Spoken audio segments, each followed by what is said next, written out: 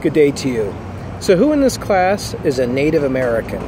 That's right, you've been here and your family's been here in the U.S. since the beginning of time. Probably nobody, right? Which can only mean one thing. It can only mean that we are all immigrants of one way, shape, or form. And so that's my intro for today as I'm coming to you from the streets of New York City. Yeah, which is the epicenter of immigration in the U.S., or at least it has been historically, although the borders now with Mexico and Canada get more attention. It's right here in New York City where much of our country was founded on immigration. So this chapter is all about immigration and acculturation, or becoming part of the culture that you've immigrated to. This is one of the most researched areas in intercultural communication, trying to understand how crossing cultural barriers takes place for people who move to entirely different countries. And actually that word immigrant today is almost constantly in the news. It was a big part of the last presidential election, and it has a negative connotation to it, oddly enough, because of the idea that people who are coming here are going to take jobs from us that otherwise good red-blooded Americans might otherwise have.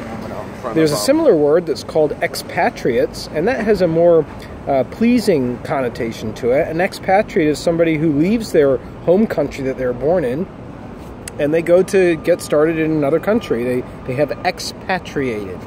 Immigrant, expatriate, the same thing, but they have different connotations. So let's look at immigration now. And across the world, about 3.2% of people are living in the country outside of where they were born. So about 3.2% of people are immigrants across the world. And of all the countries in the world, the United States has more immigrants than any other country. So the United States is the very definition of that melting pot country, having had all kinds of influxes of people continuing through today, making up our country. Now let's move to some specific areas of the world, starting with Israel. Israel, and I have a map that I provided for you that I'd like you to follow along with as I go through our instructor video. Israel gained its independence in 1948. And because Israel is seeking to establish itself as a state, still seeking to establish itself as a state based on a religion, the Jewish religion, and an ethnicity, Jewish ethnicity, there is a law called the Law of Return in Israel.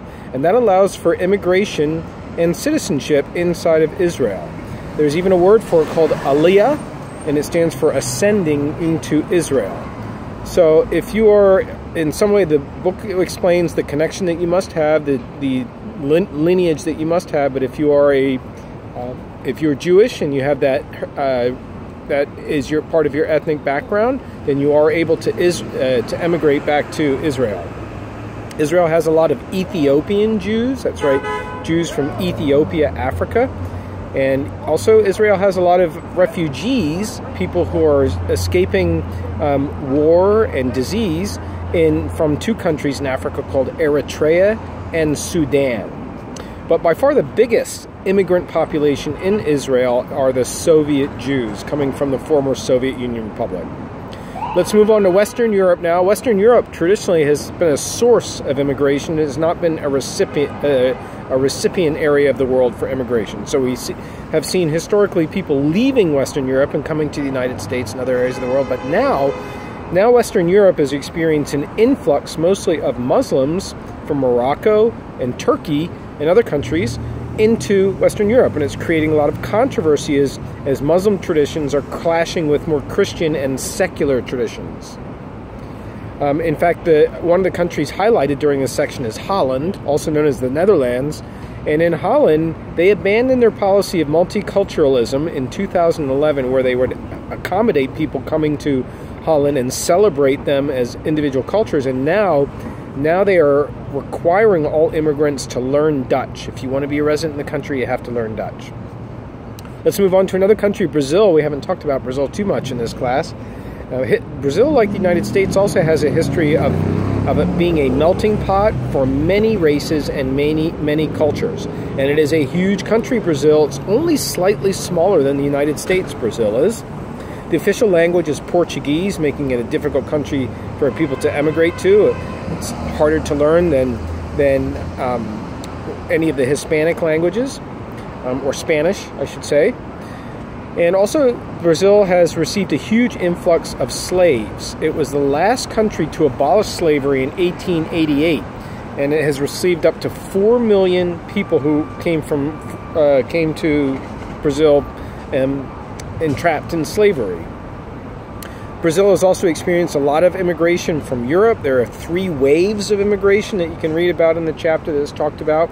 And one of the most surprising populations maybe is the Japanese population. After World War II, a lot of Japanese emigrated to work on the farms in Brazil. Now let's go to the United States. The U.S. has 20% of the world's immigrant population. They're living right here in the U.S. And many states had different policies for accepting immigrants. So we talked in the earlier part of the class about how Virginia, where we're looking for royalists. Well, Pennsylvania was one of those states that accepted all kinds of immigrants and became a model for the entire United States. So Pennsylvania playing a role right there. There were some laws that govern immigration that are important to talk about. One is the 1798 Act Concerning Aliens. That's a very old law, 1798. And it gave the president power to deport all immigrants that were deemed to be dangerous. So you can even still hear that being talked about today with President Trump and before him, President Obama. Then in 1875, there was another law. This was where Congress established quotas for immigrants that it would accept based on census data. So the idea was if we already have 60% British immigrants in this country, we're going to keep that quota at 60% and accept of the people who want to come into the United States, 60% must be British. That's how that worked. The idea was to try and preserve the basic makeup of the United States. Of course, that has long since been overturned. And then in 1990, we have the Immigration Act, and that set the limit at 675,000 people a year coming into the U.S. Like Brazil, the U.S. also has a history and tradition of slavery, bringing immigrants to this country. And then we have the whole Ellis Island phenomenon. Ellis Island, right here in New York City, is an island with a place that was processing immigrants as they came into this country. It would process them, it would make sure that their names were recorded, and then they would be free to go about their way. So many of you in this class have parents who've come through Ellis Island. You probably have names that may have been modified because the people were not the most literate who were trying to spell names, and a lot of times names got spelled differently when they got recorded coming into this country. About 35 to 40% of people actually can trace their heritage to a family member who came through Ellis Island. Each wave of immigration, by the way, in the U.S. brought a certain prejudice towards those immigrants, starting with the Irish, for example. They were seen as drunken people. Italians later were seen as swarthy people. And it continues on with Eastern Europeans today. They look down on a little bit, well, to some extent, by other segments of the population who have already arrived and established themselves. Now we're going to move, and the fastest growing population of immigrants to the United States today is not Hispanics, it's Asians, actually. Asians coming from Asia, most notably China. Now let's go into the concept of acculturation. Acculturation, and specifically the researcher Young Yun Kim, he came up with a cross-cultural adaptation theory. The cross-cultural adaptation theory looks at the culture in terms of its ability to accept immigrants, and it looks at 4 dimensions. Dimension 1 is that the host communication competence is the capacity to communicate with the host culture's communication symbols and meaning systems. It's a kind of a complicated way of saying, do the people who are coming into a country, do they have the capacity to understand the communication system of that country? So do they understand the language? Do they understand the signs? Do they understand the body language of people? That's the first dimension. Second dimension is participation in the host's social communication. So when immigrants come to a country, do they participate in the mass media of that country? Do they watch the TV shows that are on in that country? Do they listen to radio? Or do they stay within their own media programs? Alternatively, are they looking at newspapers? Are they reading magazines that are in that host country's natural language? Thirdly is the dimension of participating in ethnic social communication. That's communication with fellow co-immigrants, other people who you join up with. I know that my parents, having been immigrants directly from Britain, for example, one of the ways that my mother became accultured to the United States when they moved here in the 1960s was by joining a group called Daughters of the British Empire.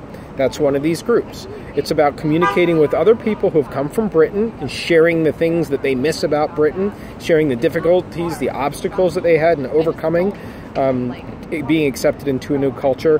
That's what that dimension is speaking to. And then the final dimension is host environment.